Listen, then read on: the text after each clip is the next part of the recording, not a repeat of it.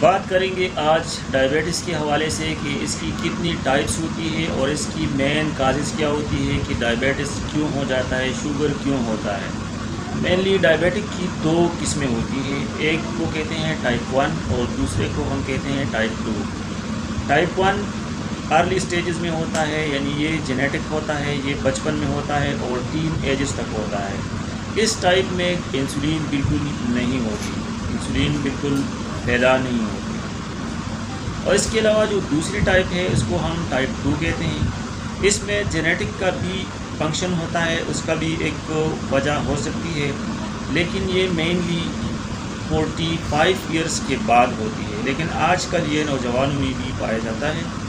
اور ٹائپ 2 کی جو مین کازز ہے وہ یہ ہے کہ لو ایکٹیویٹی، لو فزیکل ایکٹیویٹی یا زیادہ خوراک، زیادہ شوگر استعمال کرنا، زیادہ شکر استعمال کرنا، ایکسرسائز نہ کرنا، زیادہ خوراک کھانا اور فیملی ہسٹری وغیرہ اس کی مین کازز ہیں۔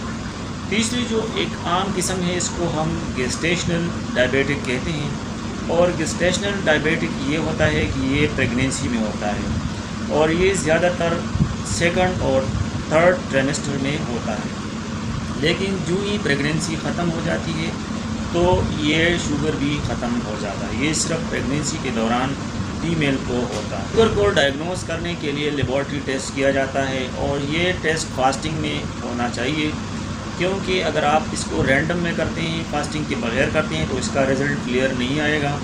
صبح سویرے جب آپ اٹھتے ہیں تو آپ اپنے خون کا ایک ٹیسٹ جس کو ہم FBS یعنی فاسٹنگ بلڈ شوگر کہتے ہیں، اگر یہ اس کا رزلٹ 25 سے اگر نیچے ہے تو یہ نارمل ہے۔ 120 ویسے 110 نارمل ہے، لیکن 110 سے 125 کے درمیان یہ پری ڈائبیٹک ہوتا ہے، اور 126 یا 126 سے اگر یہ زیادہ آ جائے تو پھر یہ شوگر کی علامات ہو سکتی ہے اور آپ ڈائبیٹک پیشنٹ ہوں گے۔ اس کے علاوہ جو دوسرا ٹیسٹ ہے وہ ہے HbA1c۔ HbA1c کو اگر آپ کرتے ہیں تو اس کے لیے پراپر ٹائم کی ضرورت نہیں ہوتی، یہ 2-3 مہینوں کا ریکارڈ اس میں ہوتا ہے، اور یہ اگر 6.5 سے نیچے ہے تو یہ تقریباً نارمل ہے، اور اگر یہ 6.5 سے اوپر ہے یا 6.5 ہے تو اس کا مطلب یہ ہے کہ آپ ڈائبیٹک ہیں، آپ کو پھر شوگر کی دوائی لازمی لینی ہوگی۔ ڈائبٹیس اور شوگر کی بہت سے رسک فیکٹرز ہیں، لیکن ان لوگوں میں ذیابیطس یعنی ٹائپ 1 کے امکانات زیادہ ہوتے ہیں جن کے والدین اور بہن بھائیوں کو شوگر ہو، اور اس کے علاوہ ذیابیطس کسی بھی عمر میں ظاہر ہو سکتی ہے، لیکن عام طور پر اس کی علامات بچپن یا جوانی میں ظاہر ہونا شروع ہو جاتی ہے۔ اور ٹائپ 1 کی جو شوگر ہے یہ زیادہ تر جینیٹک ہوتا ہے۔ ٹائپ 1 جو شوگر ہوتا ہے اس کی کوئی ٹریٹمنٹ نہیں ہوتی سوائے اس کے کہ آپ انسولین کے انجیکشنز، اس کے مختلف یونٹس ہوتے ہیں اور اس کے وہ یونٹس آپ نے لگانے ہوں گے، اس کے علاوہ اس کی کوئی ٹریٹمنٹ نہیں ہوتی۔ ٹائپ 2 ڈائبٹیس کو ہم کنٹرول کر سکتے ہیں، اس کو ہم ڈائٹ کے ذریعے بھی کنٹرول کر سکتے ہیں، اس کو ہم ورزش کے ذریعے بھی کنٹرول کر سکتے ہیں۔ اگر آپ وزن کو کم کر لیں تو بھی اس کو کنٹرول کیا جا سکتا ہے، اور اس کے لیے پراپرلی میڈیسن بھی دی جاتی ہے۔ ہم وہ کازز بتا دیں ہیں کہ جن کازز کی وجہ سے آپ کو ڈائبیٹک ہو سکتا ہے، تو ان کازز میں سب سے پہلے جو کاز ہے، مین کاز ہے، وہ یہ ہے فیملی ہسٹری۔ اگر آپ کی فیملی میں آپ کے پیرنٹس کو، آپ کے بھائیوں، آپ کے بہنوں کو شوگر کی بیماری ہے تو آپ میں بھی اس بیماری کی چانسز بہت زیادہ ہو سکتے ہیں۔ دوسری جو ہائی رسک فیکٹرز ہے وہ بڑھاپا ہوتا ہے۔ اگر آپ آپ کی ایج 45 ایئرز ہے تو آپ میں چانسز زیادہ ہوں گے، اور اس کے علاوہ بچپن میں بھی اس کے شوگر کے چانسز، ارلی جو بچپن ہوتی ہے چائلڈہڈ، اس میں بھی شوگر کی چانسز بہت زیادہ ہوتی ہے۔ شوگر کی تیسری بڑی وجہ یہ ہے کہ اگر آپ بہت زیادہ شوگر یعنی چینی یا میٹھا کنزیوم کرتے ہیں تو آپ میں شوگر کے چانسز ہونے کے چانسز بہت زیادہ ہوں گے۔ چوتھی جو اس کی کاز ہے یا ریزن ہے وہ ہے اوور ویٹ یا اوبیسٹی۔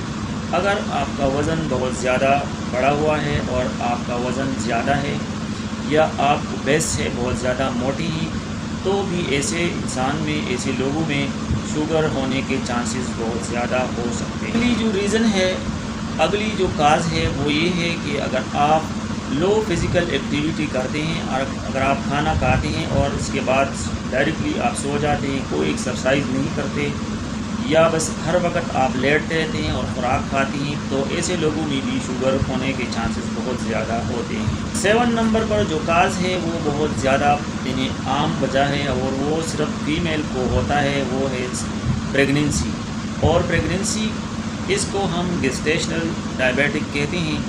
تو یہ پریگننسی میں ہوتا ہے اور زیادہ تر سیکنڈ اور تھرڈ ٹریمسٹر میں ہوتا ہے، لیکن جو ہی بیبی کی برتھ ہو جاتی ہے تو یہ شوگر بھی نارمل حالت پہ واپس آ جاتی ہے۔ اگر آپ لوگوں کو ڈائبیٹک یعنی اگر آپ لوگ شوگر کے مریض بن چکے ہیں تو آپ اپنے لائف سٹائل کو چینج کر کے اس پہ آپ قابو پا سکتے ہیں۔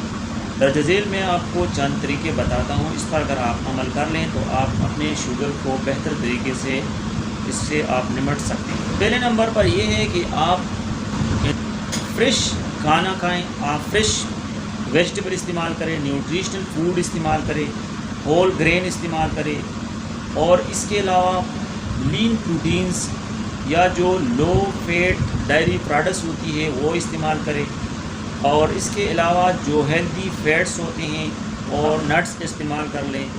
اس کے علاوہ آپ شراب نوشی سے پرہیز کر لیں، روزانہ 30 منٹ تک آپ واک کر لیں، اور واک کے علاوہ آپ کم از کم یعنی پیدل سفر، ایروبکس اور سائیکلنگ اور یا تیراکی، جس کو ہم سوئمنگ کہتے ہیں، آپ یہ بھی کر سکتے ہیں۔